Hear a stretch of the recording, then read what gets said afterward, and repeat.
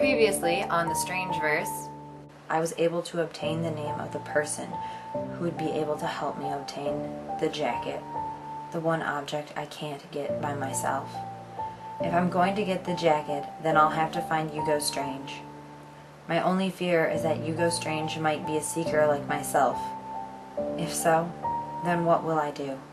Good question, but I don't have the answer. End entry.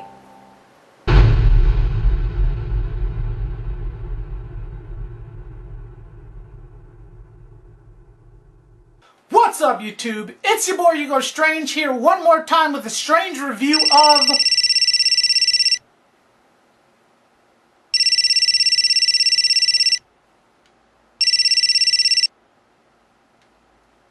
Hello? When a stranger calls.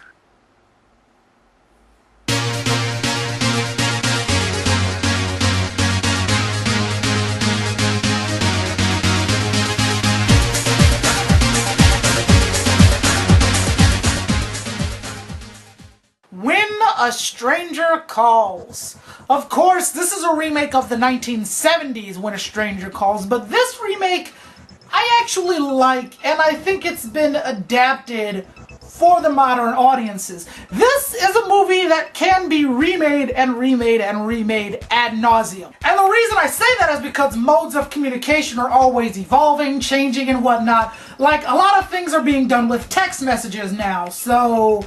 you know, I wouldn't be too mystified if I don't know, maybe like 20, 15 years down the line, another movie like this came out that involved text message.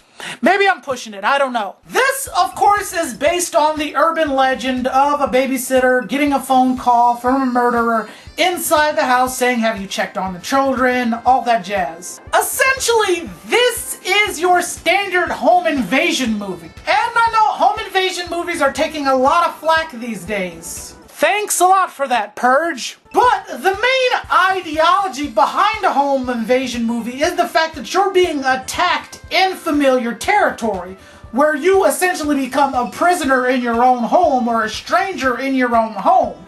That has got to be a terrifying mindset. But for the case of When a Stranger Calls, she's actually outside of familiar territory in someone else's house, dealing with someone else's children, and that to me is a hell of a lot more pressure being put on a person. This movie stars Camille Bell and Tom Flanagan being the main stars of the movie, I suppose, even though she's kind of there by herself for the most part, and there isn't really much of a cast in the movie. Regardless, there were some things in this movie that I liked and some things in this movie that I didn't. The thing in this movie that I did like is the fact that towards the end of the movie she actually makes a solid attempt to defend herself. Like she's grabbing a fire poker and fighting him with that, although that would have been my first inclination to grab a fire poker.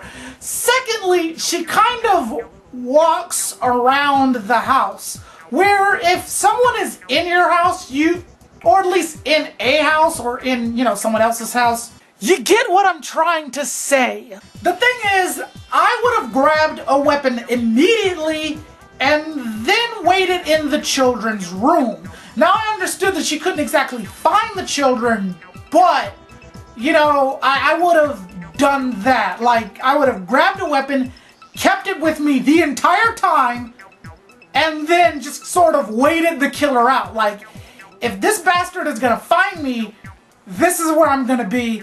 This is how he's gonna find me. I'm gonna be right here in this room, waiting for your ass with this weapon, and I'm gonna kill you. That would have been me. The thing that I didn't like is the fact that her track practice, or her being in track didn't play a factor into this whatsoever.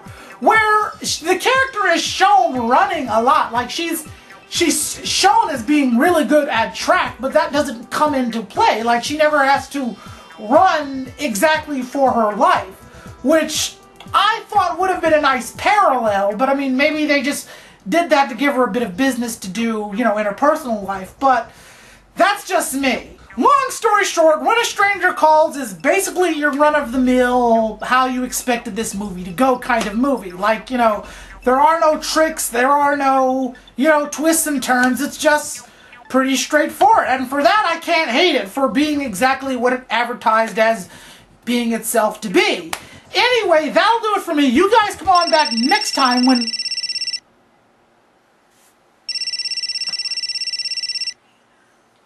Hello?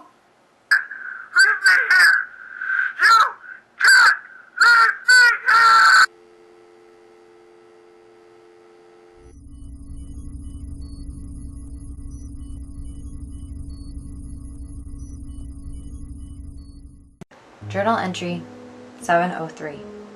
While searching for the location of Hugo Strange, I came across the infamous Smile dog image that has driven many people insane. Of course, my nature has kept me from succumbing to its power. Nonetheless, it was now my duty to spread the word.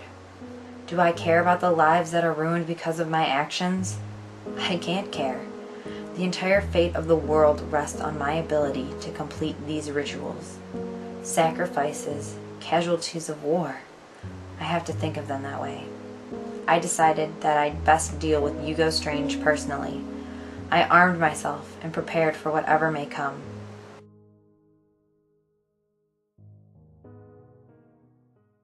And next time on The Strangeverse.